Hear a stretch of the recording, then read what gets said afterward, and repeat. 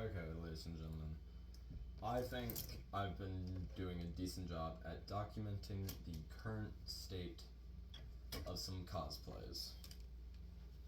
Now, you might be wondering what's going on in this current video, what's the game plan? It's been a minute since we saw anything on the cap suit or your Spider-Man suit. Well, I'm just slowly getting ready for the gym right now, but I wanted to quickly update you guys. It smells like shit in my apartment currently. We are still running the Elgoon. We currently have the official Elgoo PLA Plus that I got for free with the printer because of a promo code on top of some other discounts I was able to add at checkout. So, but this came like 2 days ago. I ordered them at the same time, they shipped separately. So this file is from Sensational Spidey on Instagram and Etsy, and I really liked it, and I love his work. So what he does and what I did was I did a very light sanding just to kind of make it a little smoother for me. But what he does is he takes Plastidip or Flex Seal. I used Flex Seal for mine. And he coats it so the mask kind of grips on a little bit easier. And that's what I just did. It's already kind of tacky.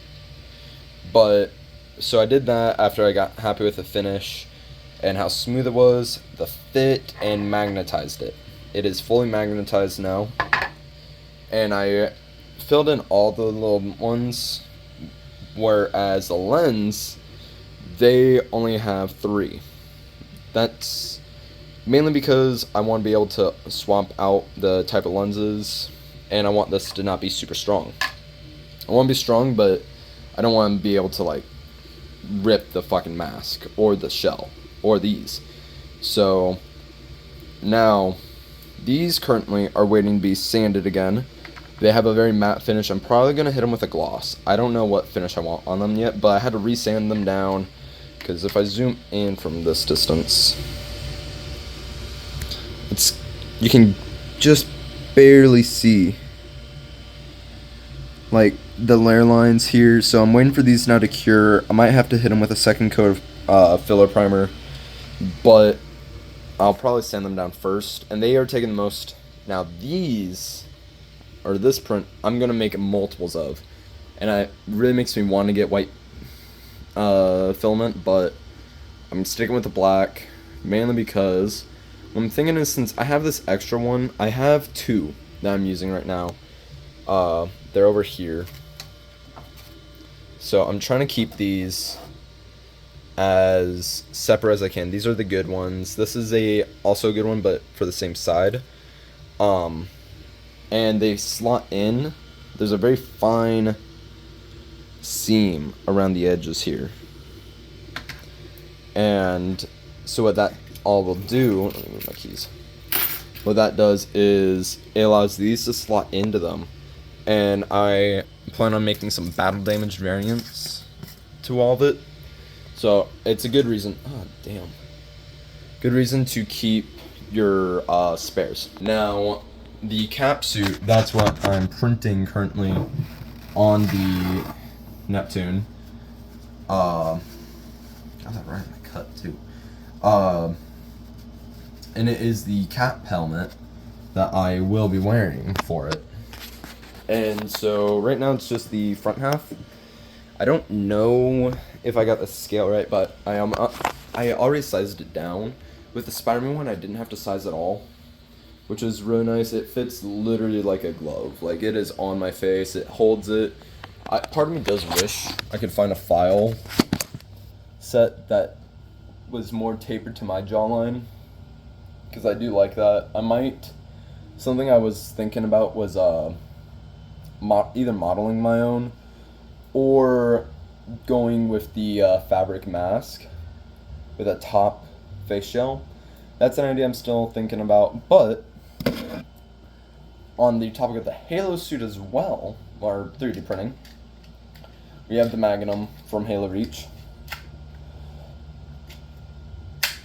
And like a lot of the parts are functional. Like when it's cocked back, you can't really see it in there, but this is just a mock-up to see the tolerances of this gun. It is way too small for my hand, so I'm gonna 3D print this again. This is at 100% scale. Part of me wants it double, so it's like really beefy.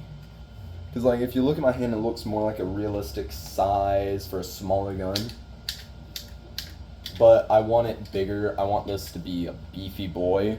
So knowing that this is 100% scale, I'm going to see what it looks like 200%. So double, it'll probably be like this big. And part of me wants it that big too, because I feel like this would be okay if it was the ODST pistol, not the one that the Master Chief walks around with, because I feel like him being bigger and way bigger hands than me, we'd walk around with like 2 fingers, almost like the Covenant, not even holding the actual gun, where like even the Boomco gun was bigger than this. And one thing I do like a lot is this actually does have a bullet printed on the top. And so this is a very good like test print. I love how it can cock back. What I'm thinking about doing to make it more believable cocking back is, because I want to add a spring to the trigger so it actually goes back into start position, because there's nothing, it's just kind of hanging there.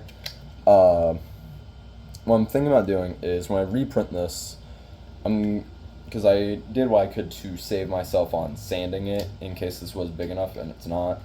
What I'm going to do is I'm going to print this again, and when I reprint, because this was the part that I wanted to make sure was the cleanest, but I printed it like this.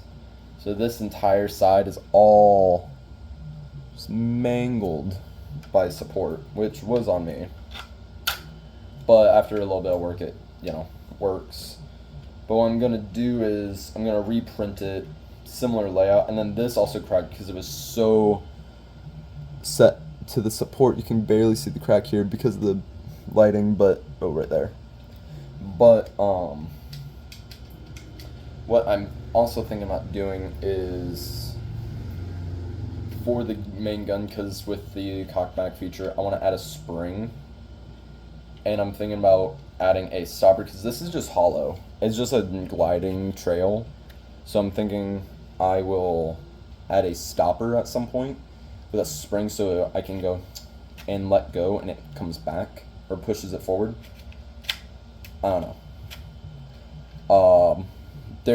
It's hollow all the way through. Like, I can disassemble the entirety of it. And then, like I said before, the trigger is its own separate piece. But, like, what I'm thinking is, since these are also 2 separate parts and there's nothing on the inside, one detail to make it more con safe, I'm thinking is I might add a little flashlight, like one of those little finger lights to the end of it, just at the very end. I don't know how I'll do that. I'm thinking maybe when I pull the trigger, it could activate it. I don't know. I'm not good with electronics. I'm not good at much. But that's just an idea I had, just to kind of keep everything con safe. Because, yeah. And then the magnet will be put on the inside of this, where it'll be in, I'm thinking about cutting the clip open.